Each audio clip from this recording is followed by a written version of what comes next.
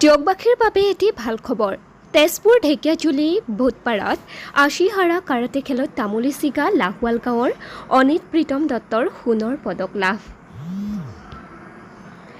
তেজপুৰ ঢেকীয়াজুলি ভূতপাৰাত 19-20 আৰু 21 জুলাইত সদৌ অসম ভিত্তিত অনুষ্ঠিত হোৱা আশীহাৰা কাৰাটে খেলত সোণৰ পদক পাবলৈ সক্ষম হয় তামুলী চিগা লাহোৱাল গাঁৱৰ বিদ্যুৎ বিকাশ দত্ত আৰু অপৰাজিতা দত্তৰ পুত্ৰ অনিত প্ৰীতম দত্তই।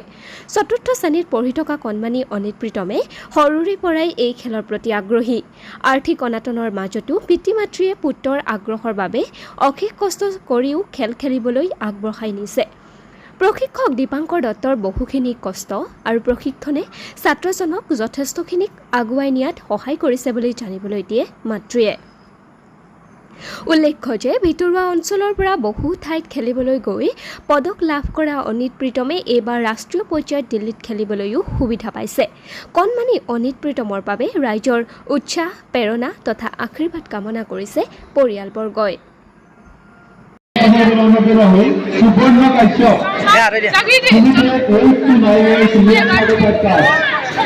সুবৰ্ণ কাশ্যপ আপনাৰ তথাপি মনত সাজুৱে দিব একাডেমি আকা ৰাজমহল নাথ আৰু ফলাফল নেক্সট হয় সাজুৱে থাকিব আকা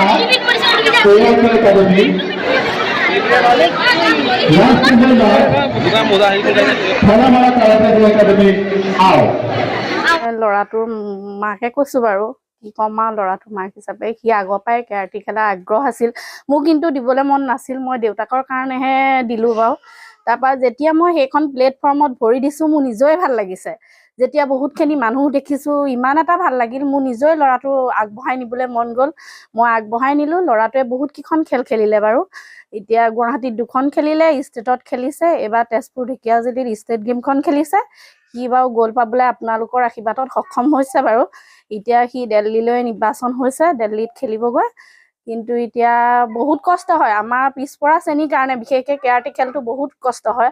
মই চৰকাৰৰ ফালৰ পৰা এইটোৱে আগবঢ়াইছোঁ, আমাৰ নিচিনা দৰিদ্ৰতা সীমাৰেখাৰ তলত নিবলৈ বহুত দিগদাৰ হয়।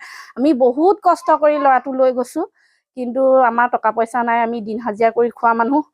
এতিয়া মানে আমাৰ জইণ্ট ফিজ লাগে, নিবলৈ তালৈ নিবলৈ ড্ৰাইভাৰ খৰচ আহে, গাড়ী খৰচ আহে, তাৰ উপৰিও আহে গাৰ্জেণ্টৰ খোৱা বোৱা গোটেইখিনি আহে।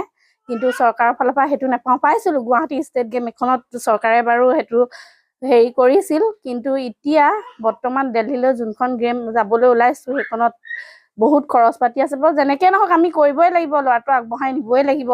তেওঁ আপোনালোকৰ আশীৰ্বাদ বিচাৰিছোঁ, আপোনালোকে যাতে আশীৰ্বাদ কৰিব, অহা গেমখনতো যাতে সি ভালদৰে খেলি মেলি আহিব পাৰে ধুনীয়াকৈ আপোনালোকৰ আশীৰ্বাদত, সেইটোৱে মই কামনা কৰিছোঁ। আৰু চৰকাৰৰ ফালৰ পৰা এইটোৱে অনুৰোধ কৰিছোঁ, কেৰাটে খেলখন যাতে আপোনালোকে অকণমান গুৰুত্ব সহকাৰে লওক। ভাল লাগে খেলৰ যোনটোৱে প্লেটফৰ্মত যোনে যায় সেয়েহে বুজি পাব সেইখন খেল। প্ৰথমে ময়ো বেয়াই পাইছিলোঁ, কিনো এখন খেল, কিনো কি। যেতিয়া গ'লোঁ মোৰে যাবলৈ মন গৈছে, ভাল লাগিছে গৈ। বহুত মানুহ পাইছোঁ, বহুতখিনি মানুহ দেখিয়ে মোৰে ভয় লাগিছে। কিন্তু ল'ৰাটোৱে কেনেকৈ খেলি আহিছে সেইটো ময়ো গম নাপাওঁ বাৰু। যিয়ে নহওক আপোনালোকৰ আশীৰ্বাদতে হ'ল। কিন্তু এতিয়া মই মোৰ তাৰ শিক্ষক দীপাংকৰ দত্তলৈ অশেষ ধন্যবাদ। তেওঁ বহুত কষ্ট কৰিছে ল'ৰাটোৰ লগত, আৰু তেনেকৈ তেওঁ কষ্টও কৰি থাকিব গম পাইছোঁ বাৰু। মোৰ ফালৰ পৰা তেওঁলোকো বহুত মানে ধন্যবাদ থাকিল, তেওঁ বহুত কষ্ট কৰিছে।